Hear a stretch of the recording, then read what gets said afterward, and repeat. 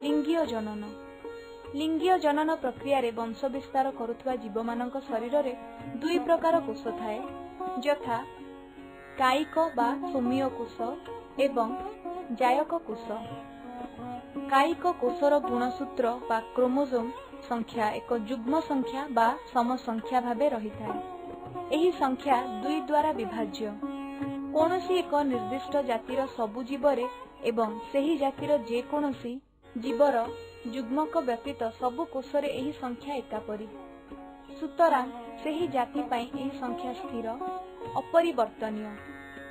उदाहरण स्वरूप मनुष्य रे एही संख्या 46 और मक्कारे 20। एही संख्या को दुई गुण बा डिप्लॉयड संख्या कहा जाए एवं एहाकू 2n भाबे सूचित करा जाई थाए। सोमीय कोषर विभाजन द्वारा शरीरर वृद्धि मरामती आदि संभव होइथाए। एहा माइटोसिस द्वारा संपन्न होइथाए। एही विभाजनरु जात अपत्य कोषर क्रोमोजोम संख्या अपरिवर्तित रहिथाए। एहा मातृ कोषर क्रोमोजोम संख्या सह समान। जनन अंग अर्थात पुरुषर मुस्क बा टेस्टिस तथा स्त्रीर डिंबाशय थिबा आदि जायक कोष एवं सपुष्पक उद्भिदर फूलर केशर रे थिबा पराग मातृकोष तथा फलिकारे थिबा मेगास्पोर मातृकोष रे मध्य 2n संख्यक गुणसूत्र थाए। एही कोष गुड़िकरु जुग्मक जात होइथाए। जुग्मक जनन प्रक्रिया रे जुग्मक सृष्टि समय रे अर्ध विभाजन बा अर्धायन बा मियोसिस नामक एक विशेष प्रकारर कोष विभाजन होइथाए।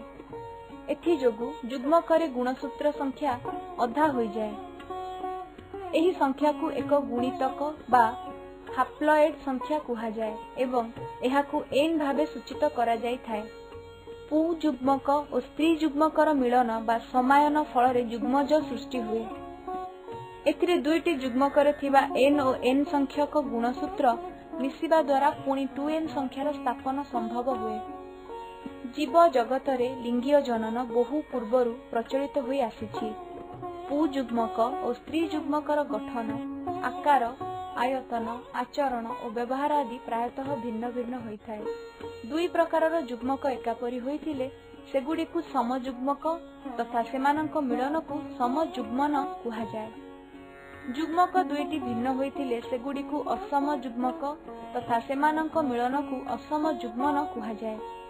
साधारणतः शैवाल कबक और केतेक आदि प्राणी परि जीव मानकरे ए दुई प्रकारर प्रक्रिया देखा जाइथाए।